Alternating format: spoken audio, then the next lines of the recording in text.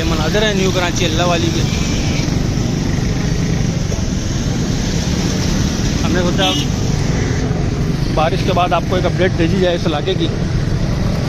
और इस इलाके में तो भाई पैदल चलना मुश्किल है। बाइक पर चलना इतना मुश्किल हो रहा तो पैदल कैसे चलेंगे लोग।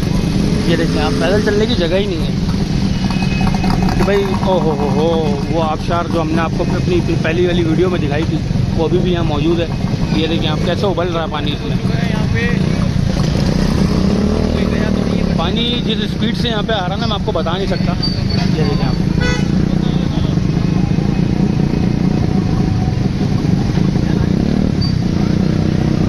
ये न्यू कराची अल्लाह वाली है।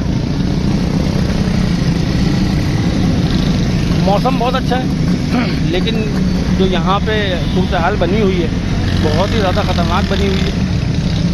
वो देखें आप, रक्षा देखें, रक्षा जा रहा है, डूबता हुआ जाएगा।